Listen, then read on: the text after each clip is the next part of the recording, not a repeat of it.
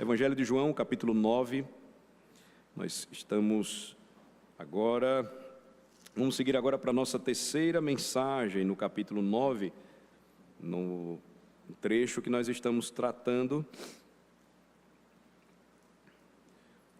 Nós começamos a ver, a partir do sermão anterior, o momento em que agora os fariseus vão interrogar aquele mendigo, outrora cego de nascença, que se encontrou com o Senhor. Ele foi curado pelo Senhor. A abordagem agora dos fariseus, ela seria diferente dos vizinhos daquele homem, porque ela seria muito mais maliciosa, e o interesse deles não era simplesmente saber quem fez aquilo para glorificar a Deus, mas a ideia deles era, mais uma vez, encontrar alguma forma de condenar Jesus, encontrar alguma maneira de matá-lo. Esse era o desejo do coração deles. Quando eles disseram que eram filhos de Abraão, lembre-se, no capítulo 8, Jesus Cristo vai dizer que eles nunca foram, porque eles não fizeram o que Abraão fez quando viu o Senhor em sua glória, mas porque eles não estavam segundo a verdade, ou caminhando conforme a verdade. Jesus vai dizer: o pai de vocês, na verdade, é aquele que sempre mentiu desde o princípio. E porque vocês mentem, vocês não falam a verdade, o desejo de vocês é me matar, vocês querem me matar. Então, o final do capítulo 8 termina assim, vocês lembram, quando Jesus declara mais uma vez a sua divindade, e eles vão tomar pedras para matá-lo. Esse era o desejo do coração deles, o amor deles não era pela verdade. E, irmãos, a verdade de fato do Evangelho, ela provoca essa reação no coração humano. Se não há uma verdadeira transformação operada pela graça de Deus, a reação do coração do homem com respeito à verdade é resisti-la, é tentar enfrentar a Deus, é tentar atacar o seu próprio Filho, o Senhor Jesus Cristo. Agora nós vamos seguir e veja o que acontece depois da declaração que aquele homem fez no versículo 17. Quando perguntaram novamente a ele, ao cego, o que ele dizia a respeito de Jesus, visto que ele havia aberto os seus olhos, a resposta dele foi que ele é um profeta. Então, ele faz uma declaração, sendo uma criança na fé, um bebê na fé, muito mais poderosa, porque agora firmada na convicção que ele tinha de quem era Jesus, porque ele foi transformado por Jesus, que era absurdamente diferente do conceito que aqueles fariseus tinham a respeito do Messias. Então, ele vai dizer que ele era um profeta, e o profeta, quando ele faz essa declaração, é uma palavra importante nas escrituras da época. Lembrem-se, na época a escritura que o judeu tinha em mãos era a escritura do Antigo Testamento apenas. A escritura do Novo Testamento ainda não tinha sido formada, ela estava, na verdade, para ser formada. Então, o profeta era o porta-voz de Deus, era aquele que falava da parte de Deus. O profeta era a boca de Deus para o povo. E aí nós percebemos mais uma vez o grande propósito deste evangelho, o evangelho de João.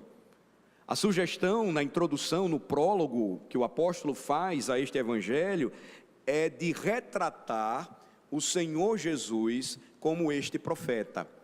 Ele é a voz de Deus, ele é o verbo de Deus, e por isso ele comunica a palavra de Deus.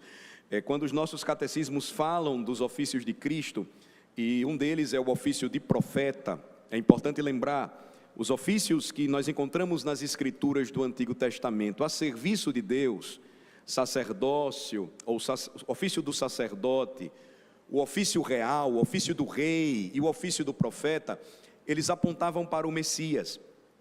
Então, a pergunta em nosso catecismo, ou em nossos catecismos, sobre como Cristo, ele exerce o seu ofício de profeta, é respondida da seguinte maneira, tomando o breve catecismo, de forma muito simples.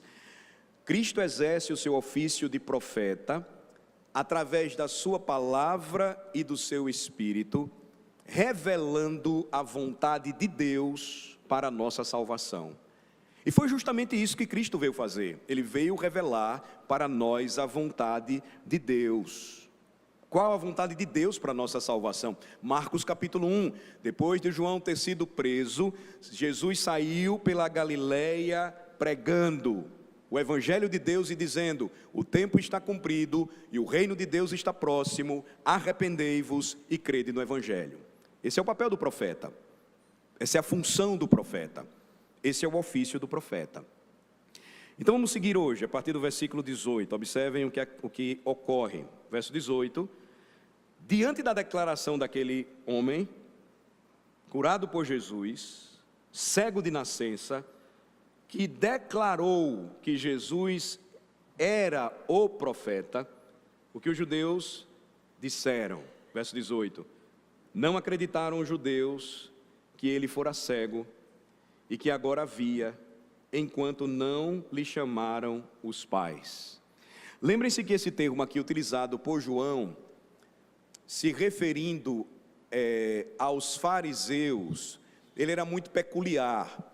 Não eram os judeus aqui a população geral, sempre lembrem, porque o contexto vai mostrar que essa referência era dada àqueles que tinham uma especialidade. Eles eram os homens da religião, eles eram os homens que conheciam a palavra de Deus, eles tinham a responsabilidade de ensiná-la, de mostrar o caminho para as pessoas. Diante da declaração daquele cego, veja qual foi a resposta deles. Foi uma resposta muito incrédula, foi uma resposta muito cética, característica daqueles que não nasceram de novo. Deuteronômio 32 diz que aqueles que não temessem a Deus seriam chamados de filhos em quem não há fé. Deuteronômio 32, versículo 20. Aqueles que não crescem nas promessas de Deus seriam chamados assim, filhos em quem não há fé. É como as escrituras então definem homens assim, homens como estes judeus. E veja, Jesus realizou um milagre maravilhoso, mas a determinação daqueles homens ainda era de não acreditar. Você vai ter um testemunho simples, de um homem simples, um bebê na fé. Ele ainda não tinha nem visto o seu Salvador, mas mesmo sem os seus olhos terem visto o Salvador, ele já sabia o que o Salvador tinha feito por ele. Isso fez com que ele não tivesse dúvidas a respeito do seu testemunho, do que ele deveria dizer. E o testemunho dele, repito, irmãos, foi muito simples, mas ao mesmo tempo enfático a respeito daquele que havia curado a sua cegueira, mas mesmo assim esse testemunho não serviu para nada no tocante àqueles homens. E veja que esta é uma grande lição para um novo convertido. Talvez você seja um novo convertido, talvez você esteja começando a caminhar na fé há pouco tempo. Veja que a maneira como ele foi salvo por Cristo, a maneira como ele foi transformado pelo Salvador, foi tão maravilhosa, tão graciosa, que o que ele experimentou em sua alma, o que Cristo fez por ele na alma dele, o levou de forma ansiosa a declarar sem reservas o que ele conhecia por si mesmo, ainda que um pouco, a respeito do seu Senhor. E ele então vai fazer isso dando testemunho da graça e do poder daquele que deu uma ordem e que ele sem reservas cumpriu, e porque ele obedeceu e fez o que Jesus mandou, ele passou a enxergar, e ele nunca tinha enxergado em sua vida. Ele fez isso cheio de zelo e esperança, e o que ele aguardava com tudo isso é importante. Esse às vezes é o desejo daqueles que conhecem a Cristo há pouco tempo, que os que conversam com ele possam ser convencidos da mesma realidade que agora os transformou, operada por Jesus. Então ele vai falando, e notem, ele vai dizendo com muita convicção. As suas palavras ainda são simples, ele só vai ver ao Senhor Jesus Cristo mais adiante, quando Cristo vai se revelar a ele de uma maneira mais profunda, eu poderia dizer. Mas isso não o impede que ele já comece a dizer algo a respeito de Jesus. Mas aí não vai demorar muito para que a sua expectativa seja então mergulhada em decepção, porque ele vai perceber que a reação daqueles homens foi terrível. Eles estavam duros, inveterados na descrença. O coração daqueles que faziam parte do seu povo e que eram defensores da fé ou da religião, estavam repletos de ódio, de amargura, de incredulidade, porque eles ainda não haviam sido salvos. Era necessário que algum poder fosse revelado para que também eles pudessem ser convencidos.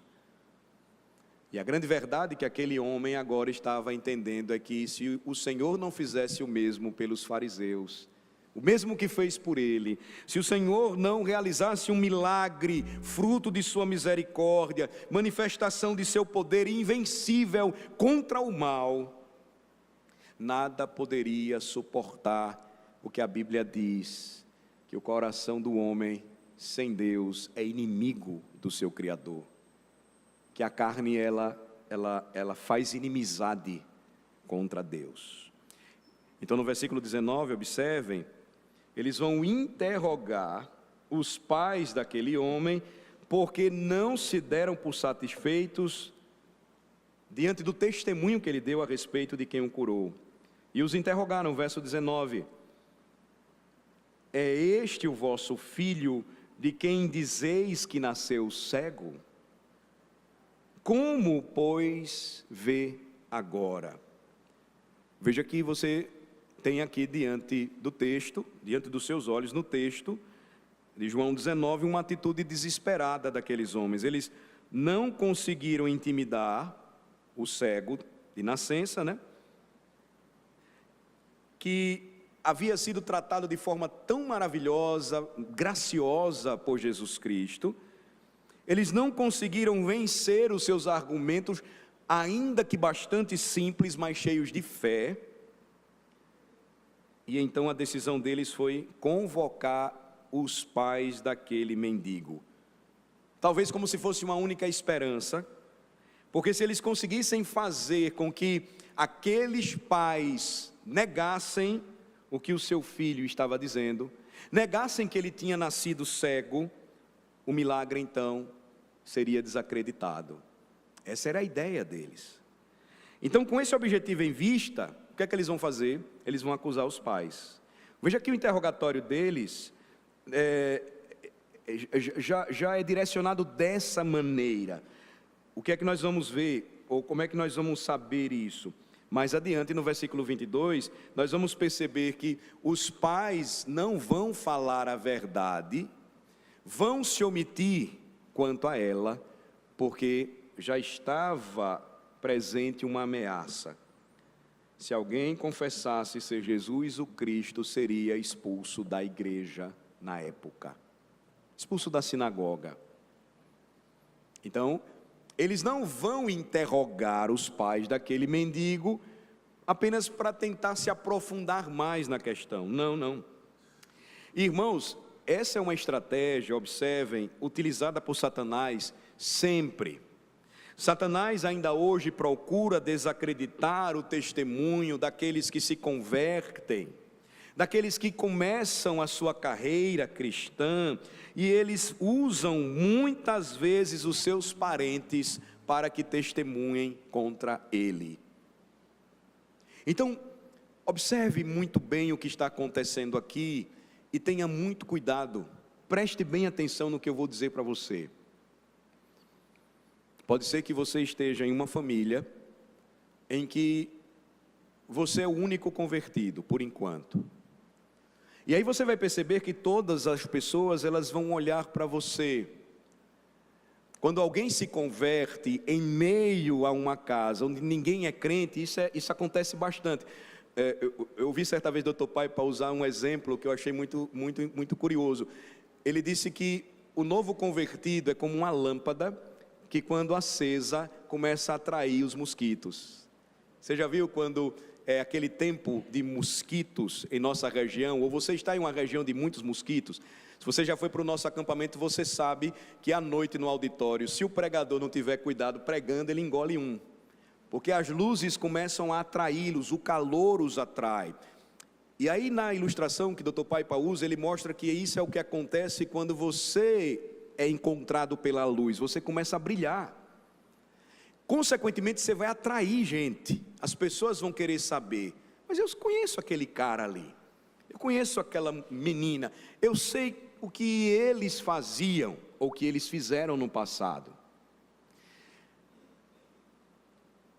Mas aí pode acontecer que outra pessoa em sua casa se converta, e você é novo na fé, ele mais novo do que você, mas você vai aprendendo que a sua conversão, ela tem um início, ela tem um start, mas ela não é completa do dia em que você conhece ao Senhor. Você é regenerado, você nasce de novo, você recebe o dom da fé para crer em Cristo e ser salvo, mas Deus salva você para santificá-lo.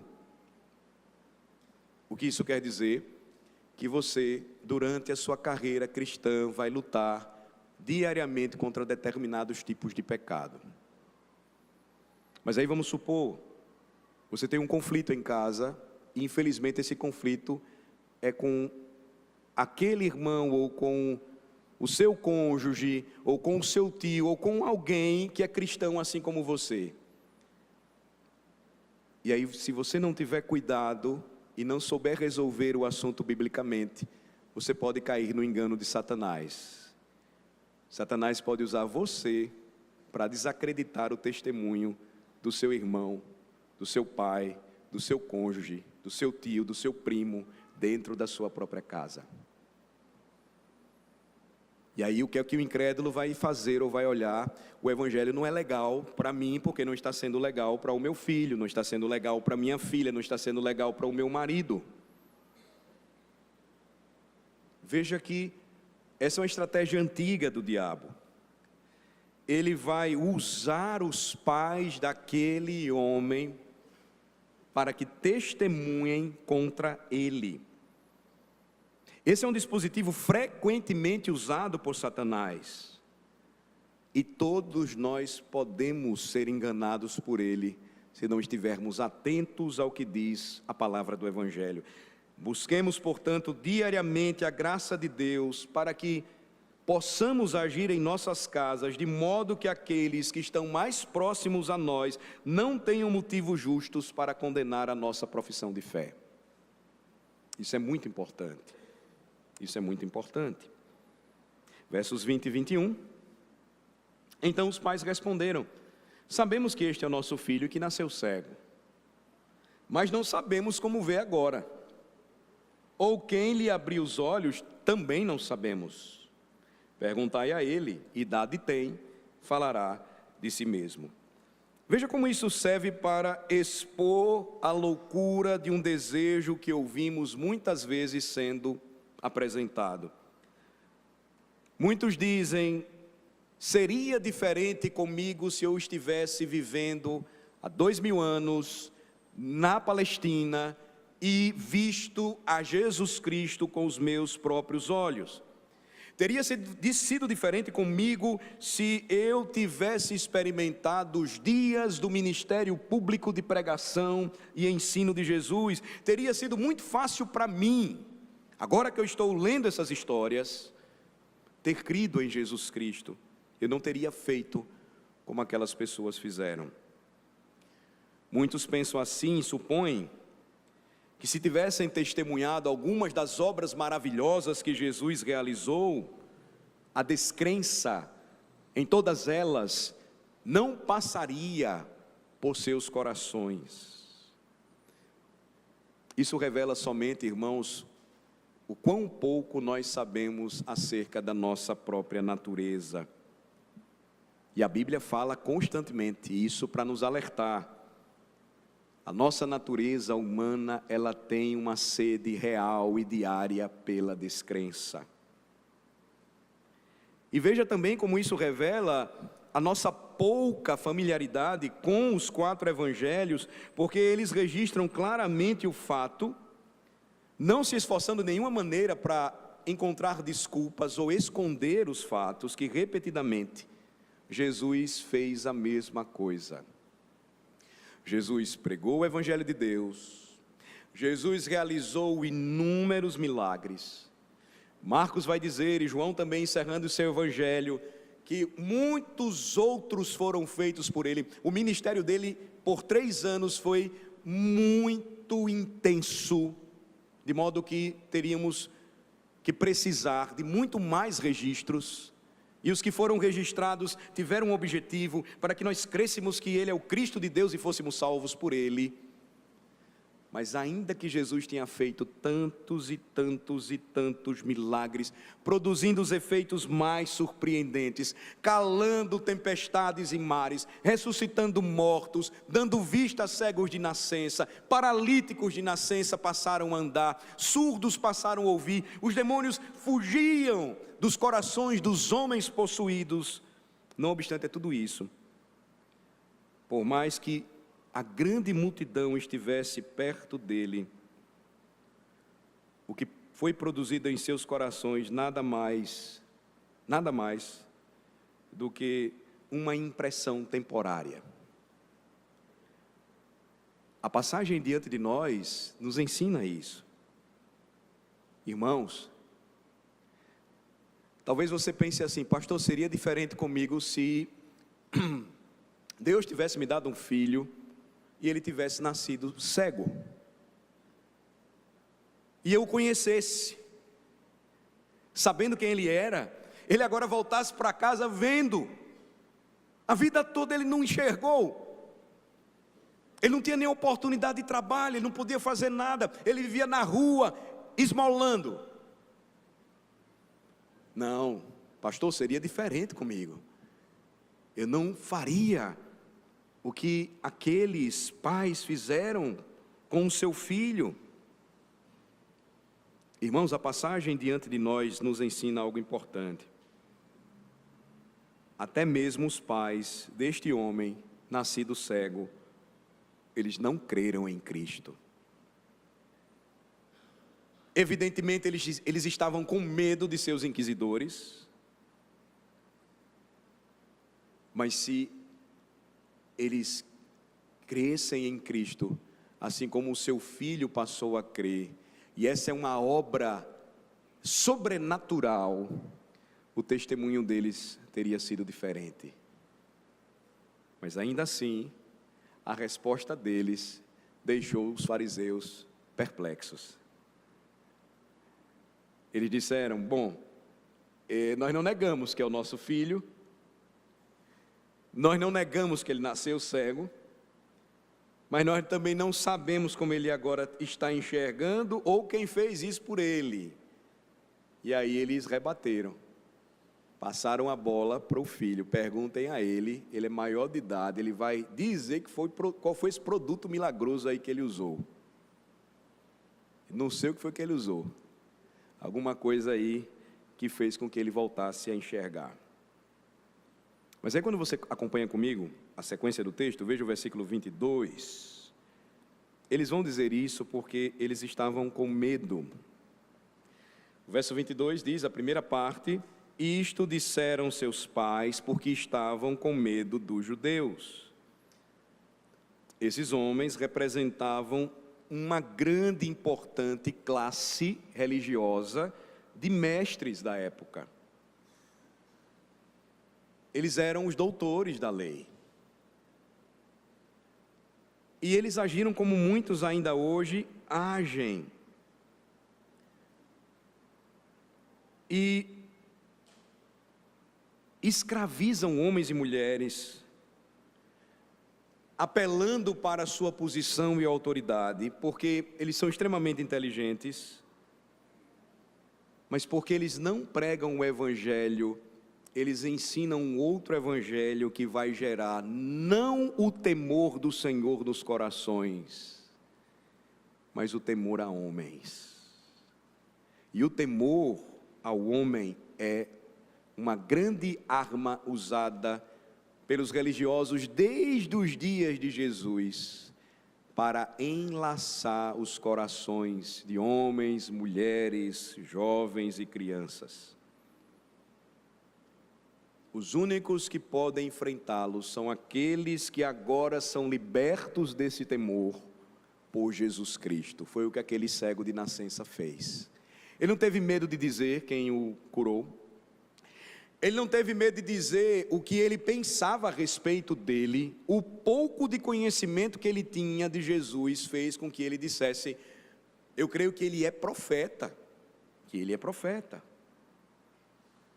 Os únicos que são destemidos diante dos homens são aqueles que verdadeiramente temem a Deus. Irmãos, esta é uma das nossas necessidades diárias. Nós devemos orar todos os dias por esse motivo, clamar fervorosamente ao Senhor para que Ele coloque em nós o seu temor. Porque se nós não fizermos isso, nós vamos então temer muito mais aos homens e não vamos falar a verdade de Deus. O verso 22 então diz que os pais não testemunharam a verdade porque eles estavam com medo dos homens. Vejam a parte completa agora do versículo 22, olhem novamente por favor. Isto disseram seus pais porque estavam com medo dos judeus, pois estes já haviam assentado que, se alguém confessasse ser Jesus o Cristo, fosse expulso da sinagoga. Veja aqui os extremos desesperados revelados. O limite até onde o preconceito levará o coração dos homens.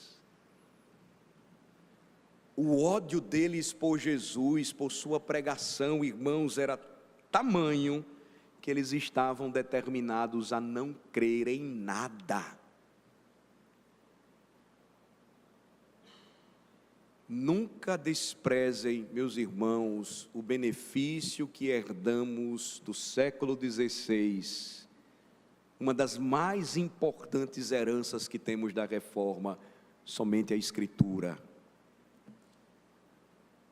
Vocês não se reúnem no dia do Senhor para ouvir um homem falar coisas que não são desafiadas em seus corações pela confirmação, conferência na palavra. Deus deu oportunidade a vocês de aprenderem a ler. Ele tem dado a oportunidade a vocês de educarem os seus filhos com este que é o maior e supremo propósito, para que conheçam a Deus e, conhecendo a Deus, conheçam o seu Filho e assim o adorem em espírito e verdade e temam o seu santo nome.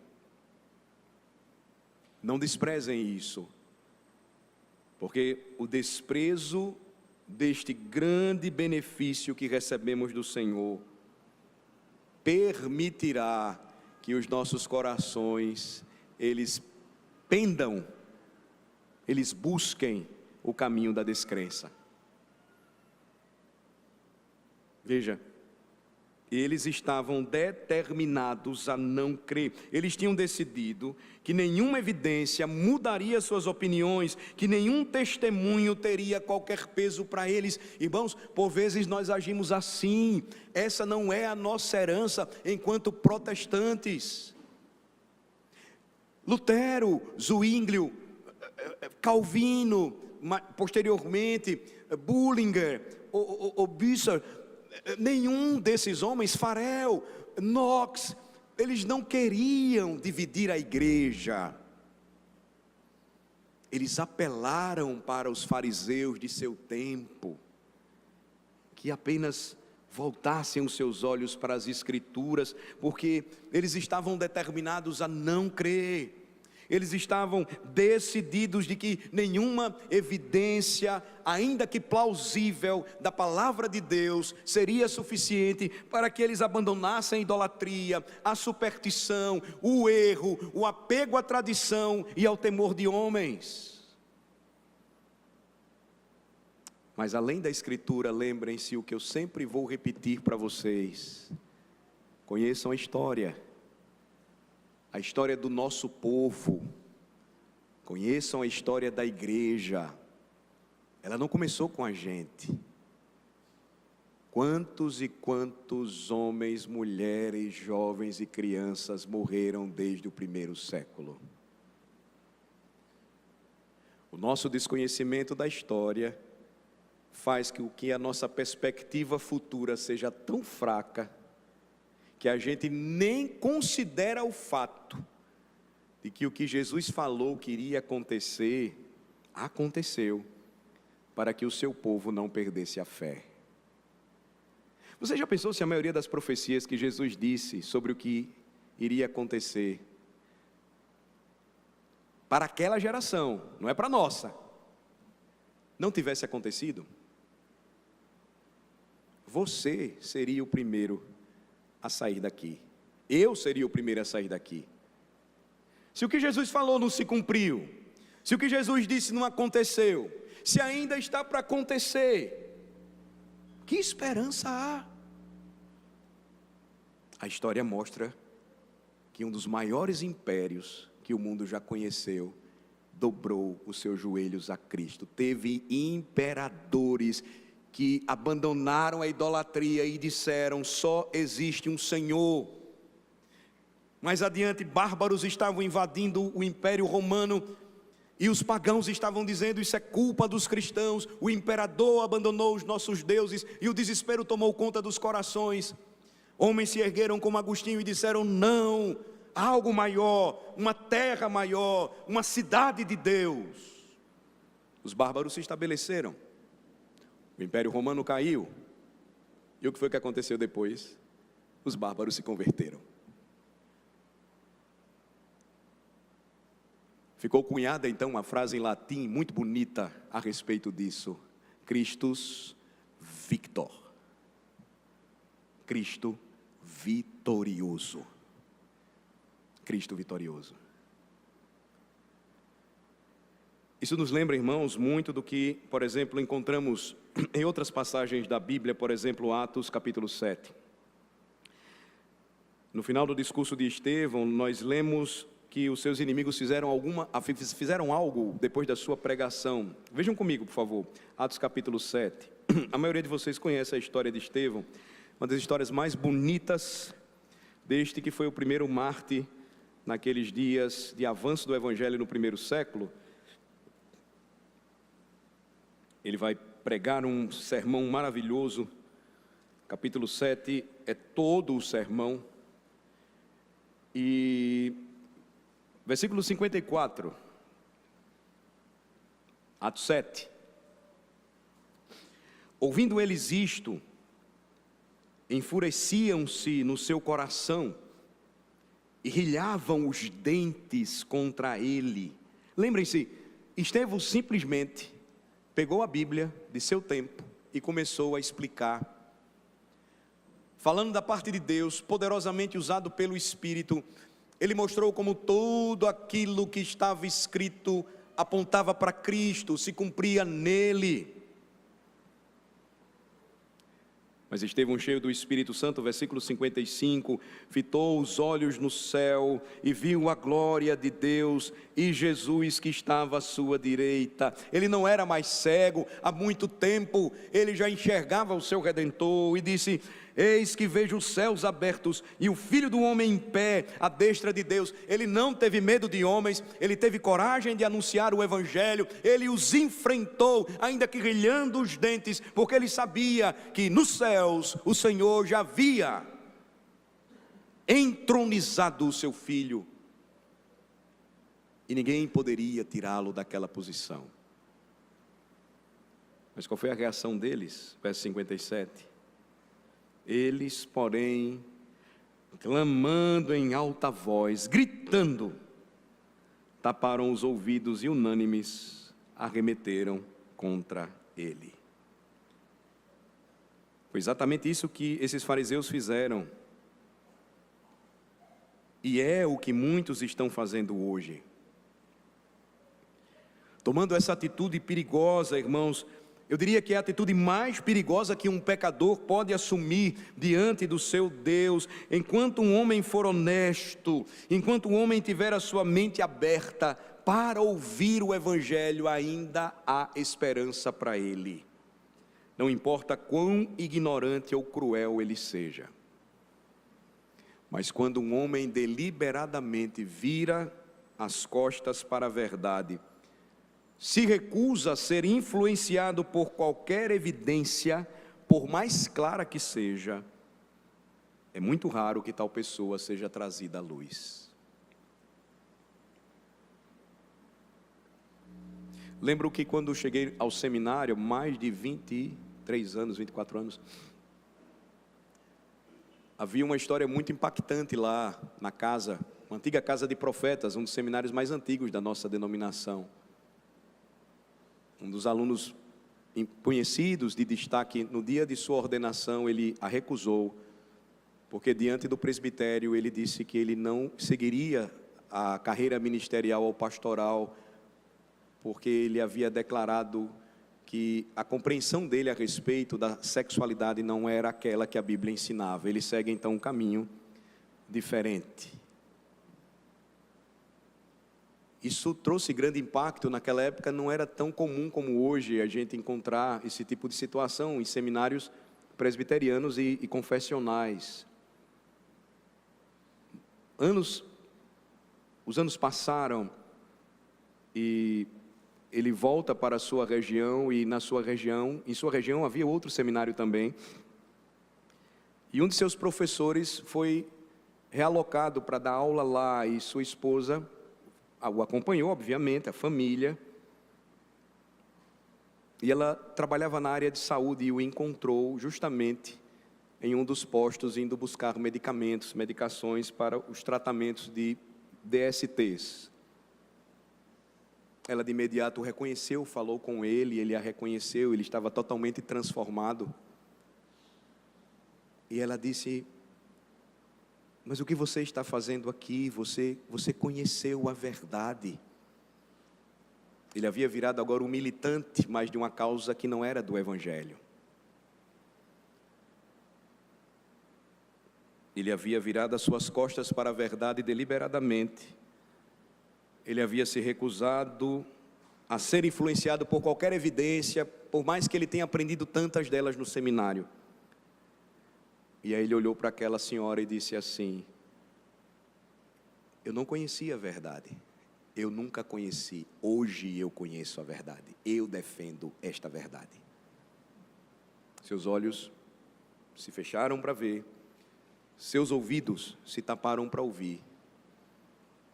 Essa é a pior situação que o homem pode se encontrar quando ele recusa a Deus e o seu Cristo.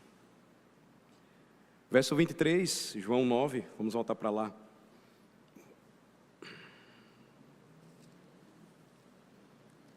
Verso 23.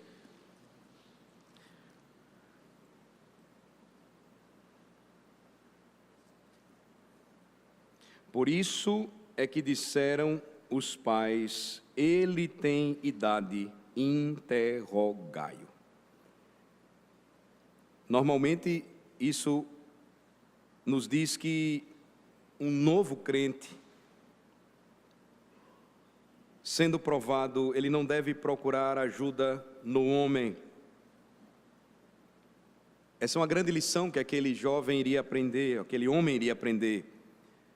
Que os seus recursos, eles devem estar somente fundamentados em Deus. É Ele quem nos defende. O salmista diz: Ele é quem é o nosso escudo e o nosso auxílio. Ele é o nosso refúgio em meio à tribulação, porque Ele é o nosso castelo forte. Seguindo para Worms, Lutero compõe esse hino famoso, chamado A Marselhesa da Reforma, baseado no Salmo 46, Castelo Forte, ficou popularmente conhecido. Mas o seu título original em alemão é Uma Poderosa Fortaleza é o Nosso Senhor. Esse é o título do hino Castelo Forte. Aquele cego de nascença, ele iria agora entender que ele bem poderia esperar alguma coisa de seus pais, que eles pudessem ficar cheios de gratidão agora ao ver os olhos de do seu filho abertos, que eles perceberiam como Deus havia operado um milagre de misericórdia sobre ele, e que eles prontamente ficariam ao lado dele e iriam corroborar com o seu testemunho diante de um julgamento tão hostil dos fariseus. Mas o texto claramente está mostrando, irmãos, pouca ajuda ele recebeu deles. O que foi que os pais fizeram? Jogaram novamente o ônus para ele. Ele é maior de idade, é ele que se resolva.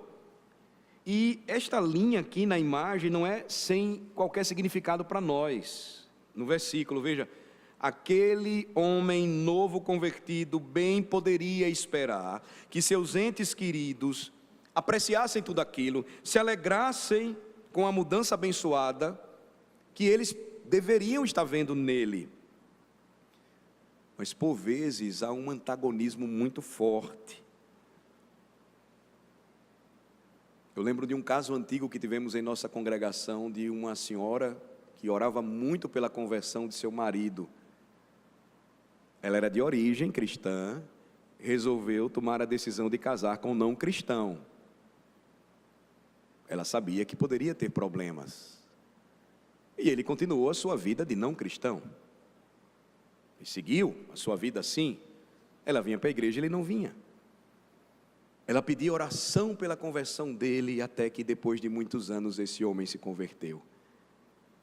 Ela não viu aquilo com bons olhos. Estranho, não é?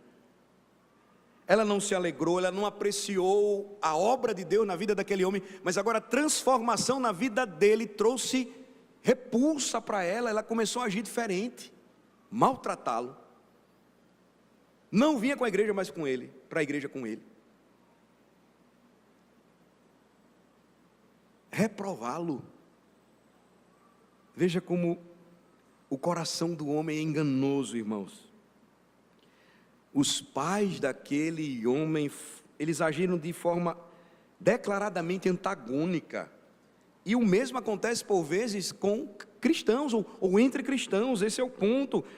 Porque se olharmos para eles em busca de ajuda, quando estivermos em uma situação difícil, é possível que por vezes eles nos decepcionem.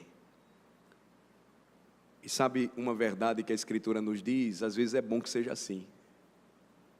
Porque qualquer coisa que nos lance sobre o próprio Deus sempre será uma bênção para nós, ainda que seja uma decepção. Qualquer coisa que nos entristeça da parte dos homens, Deus transforma em bem, porque vai lançar mais uma vez as nossas almas, os nossos corações aos pés do único que jamais irá nos decepcionar. Mesmo que essa bênção ela esteja oculta, mesmo que ela pareça por um momento uma calamidade para nós, lembrem-se de Filipenses capítulo 3, versículo 3, não podemos confiar na carne, mas que a nossa expectativa esteja sempre no Senhor, pois este jamais irá nos decepcionar. Jamais. Então agora nós chegamos às cenas finais do capítulo, e elas continuam a partir do versículo 24, onde aquele mendigo é desafiado em dar uma resposta. Veja o versículo 24. Então, os fariseus vão chamá-lo, segunda vez, o homem que fora cego, e vão dizer o que a ele? Dá glória a Deus. Nós sabemos que esse homem é pecador. Parece aquela cena de filme, em que você pega um cara que está errado, e o cara está sendo investigado. Aí você pega o seu comparsa, e aí você coloca os dois em ambientes diferentes, mas eles estão combinados e eles não vão entregar o crime. Mas aí, os investigadores, eles sabem algumas coisas ou alguns detalhes que vão colocar os dois em contradição e vão fazê-los se entregar. É justamente isso que os fariseus estão tentando fazer com aquele mendigo, outrora cego. Veja, aquele a quem a visão havia sido tão maravilhosamente concedida, havia sido retirado do tribunal no Sinédrio, enquanto seus pais estavam sendo investigados. Agora ele é trazido novamente perante os seus juízes, inquisidores. O exame de seus pais havia falhado notavelmente, porque a tentativa deles era encontrar alguma incoerência, discrepância entre as declarações dos pais e do filho, ou em trazer alguma coisa que desacreditasse o ministério de Jesus. E o que é que eles vão fazer agora? Um esforço final para abalar o testemunho daquele homem. Eles vão chamá-lo novamente, observe o verso 24, segunda vez, e vão fazê-lo jurar. Jura dizer a verdade, toda a verdade e nada mais que a verdade. A ideia é essa aqui. E aí eles vão fazer uma declaração, irmãos, mentirosa. Veja, eles vão fingir durante a ausência daquele homem que haviam descoberto alguma coisa que iria desacreditar o ministério de Jesus.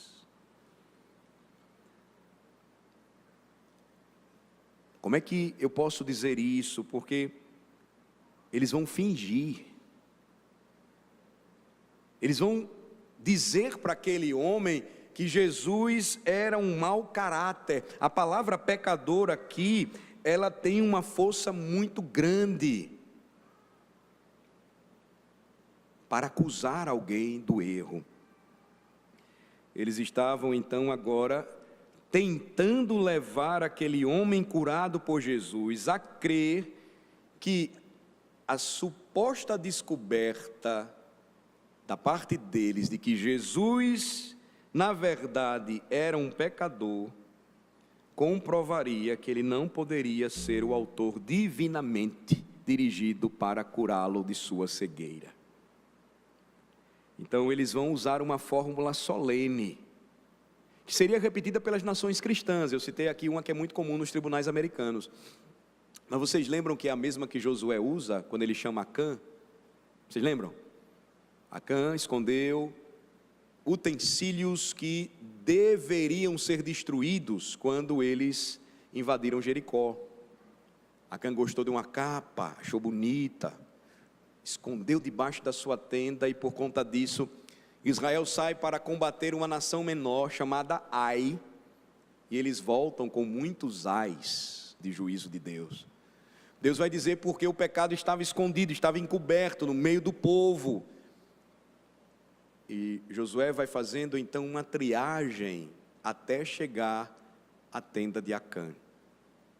Quando ele o chama, depois vocês podem conferir capítulo 7 do livro de Josué, Josué vai fazê-lo dar glória a Deus, jurando em nome do Deus vivo a dizer toda a verdade.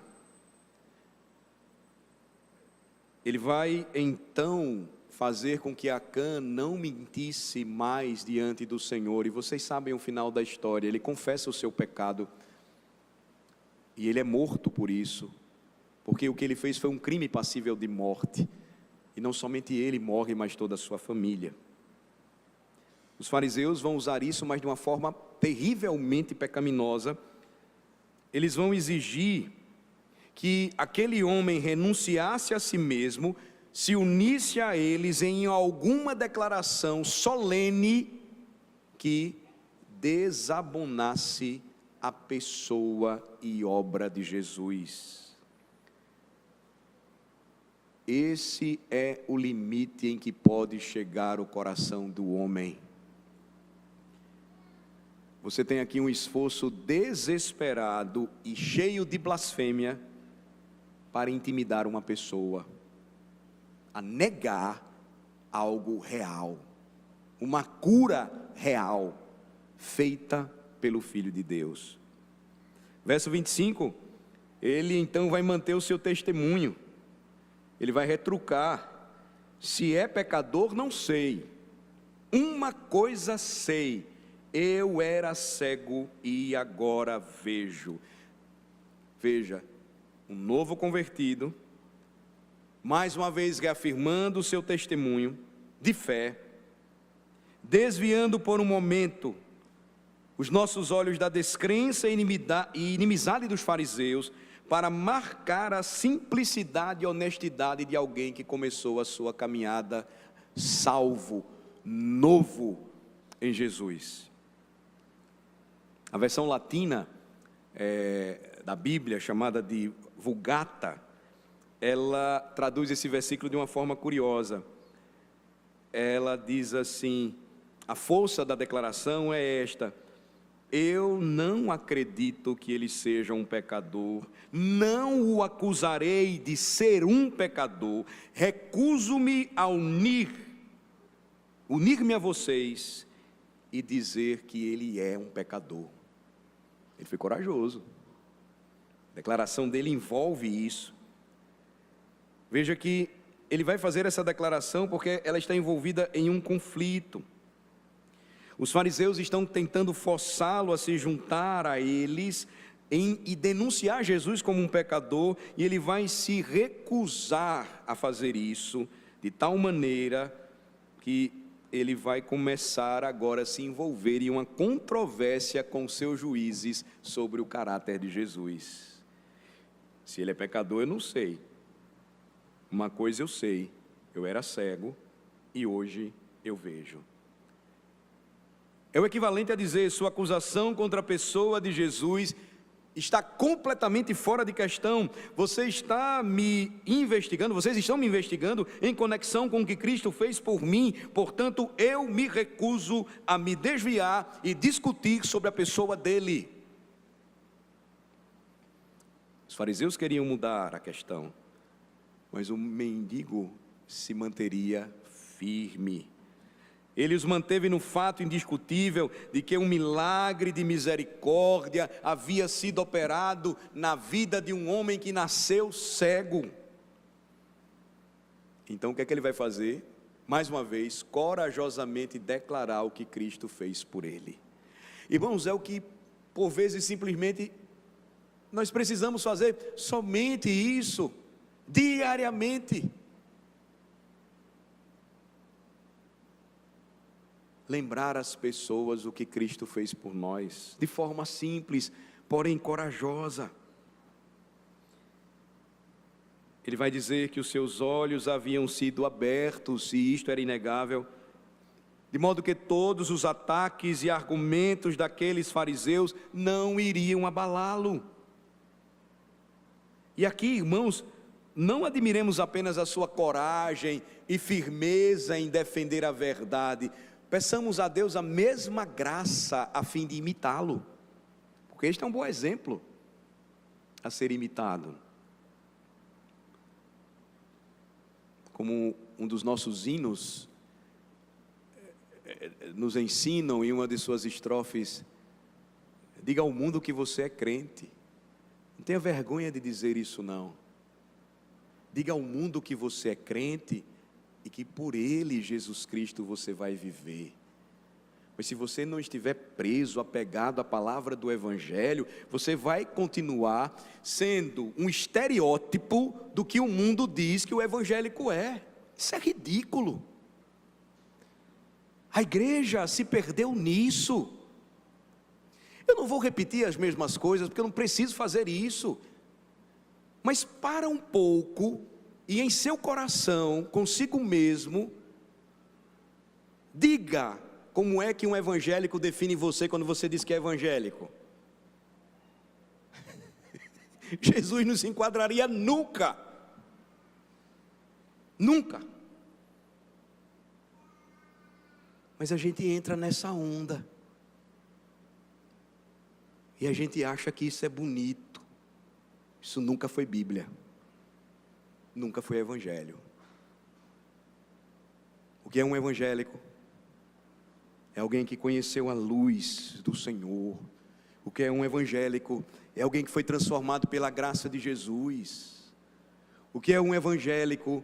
É aquele que mantém os seus valores submetidos à cruz de Cristo. O que é um evangélico? É aquele que aprendeu que o reino de Deus não é comida e nem bebida, mas paz, justiça, alegria e amor no Espírito Santo.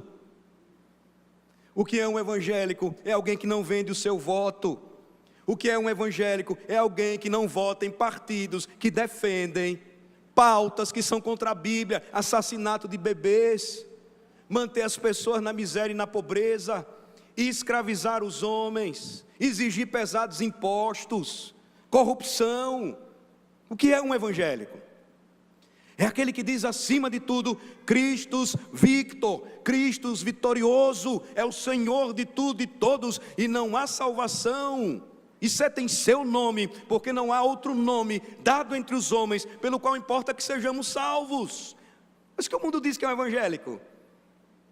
Gente, por favor, o que canta essas baboseiras que a gente está vendo hoje, sendo cantadas nas igrejas, é o que tem essa religião show que a gente vê hoje, essa pregação açucarada que não fala sobre céu e inferno, e que diz que Deus é o Pai de todos. Nós nos enquadramos aos estereótipos do mundo. O que é o evangélico? É aquele que é simplesmente uma pessoa que diz que é alguém que segue determinados usos e costumes. Isso não é ser evangélico. Aquele homem teve coragem de dizer mais do que por vezes nós nos calamos e não dizemos. Uma coisa eu sei, e eu não posso negar, é que antes eu era cego e hoje eu vejo. São palavras que todo aquele que nasceu de novo e que está aqui comigo, ouvindo isto, pode aplicar para si mesmo. Duas verdades das quais aquele homem tinha pouco conhecimento, muitos pontos da teologia e profecia sobre as quais ele ainda não tinha recebido luz suficiente, mas uma coisa ele sabia que os olhos do seu entendimento foram abertos. Ou como aquela senhora simples em Londres, examinada pelo conselho de presbíteros da igreja de Charles Spurgeon. Ele era batista e tinha presbíteros na igreja dele. E eles fizeram muitas perguntas para ela, e nenhuma delas ela sabia responder, ela era analfabeta. E ela só disse uma coisa: eu sei que Cristo mudou minha vida, porque eu não escondo mais a sujeira que limpo da casa da minha patroa debaixo do tapete. Ela não estava mais roubando a sua patroa. Mas qual é o estereótipo do evangélico hoje no Brasil? É uma vergonha. E se for servidor público, pior. Que na hora de trabalhar, está vendendo outras coisas. Na hora de trabalhar, está lendo a Bíblia e orando. Isso dá um mau testemunho muito grande, porque não é o momento para fazer isso. Mas esse é o estereótipo do evangélico. Quando morei em Recife, na Dantas Barreto, o estereótipo do evangélico era diante das livrarias evangélicas, os carrinhos de mão cheios de evangélicos vendendo CD, DVD, pirata. Mas há muito tempo atrás rolava aqui na igreja uma pirataria pesada, de CD, de filme e de confusão. E o direito autoral fica onde? E o 8º mandamento da lei de Deus, que diz que a gente não pode furtar o que os outros produziram com o seu trabalho de suas mãos. Mas a gente achava que era legal, porque eles ganham tanto dinheiro, porque a gente não tem direito. Pensamento socialista, comunista, antibíblico. Mas que os cristãos abraçaram em seu coração. Isso não é ser evangélico não, irmãos. Evangélico é o que nós estamos vendo aqui, ó. Aquele homem tinha consciência de que os seus olhos do entendimento também haviam sido abertos.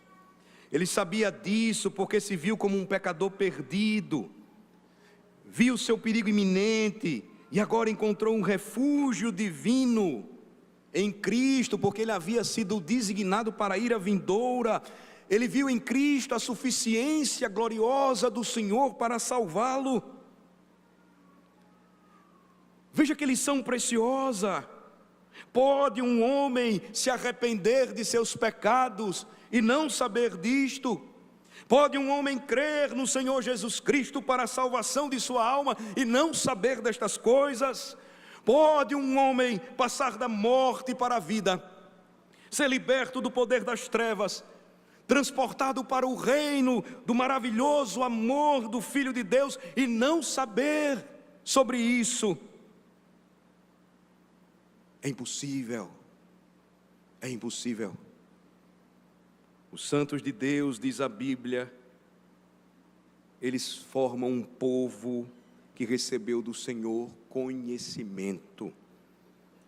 2 Timóteo 1, eles sabem em quem creram.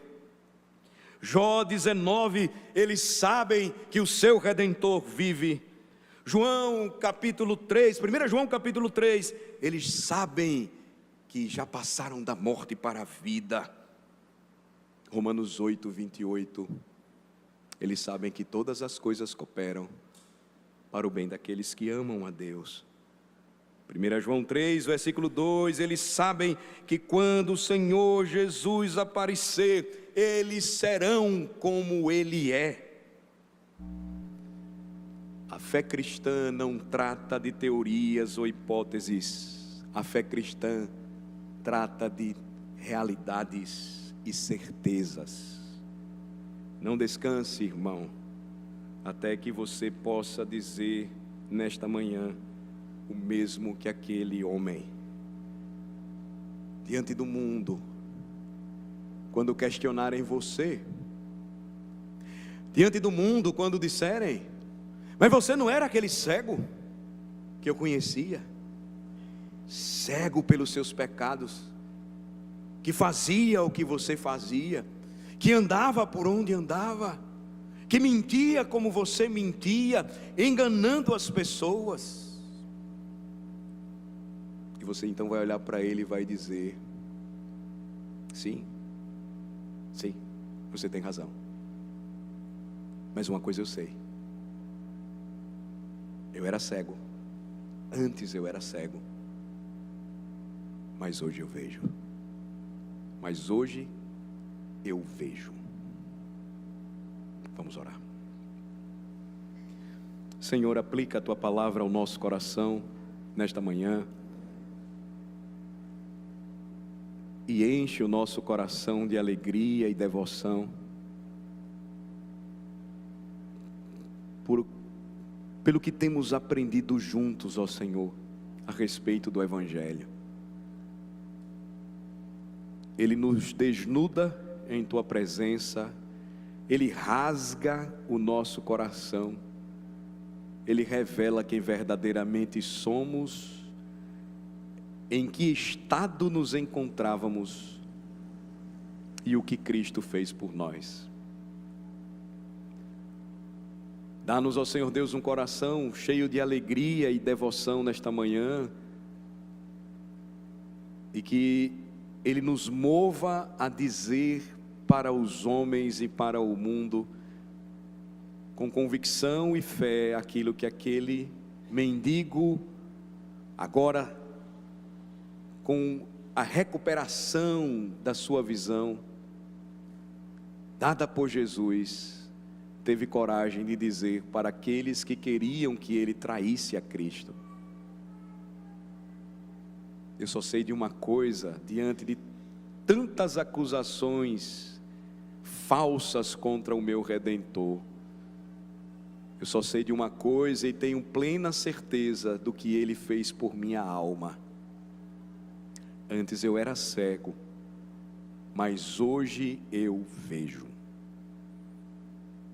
Dá-nos, ó Senhor Deus, esta visão, e que isso nos leve a uma vida de louvor constante, contínuo, de profunda gratidão por nosso Senhor e Salvador Jesus Cristo. Em nome dele oramos. Amém.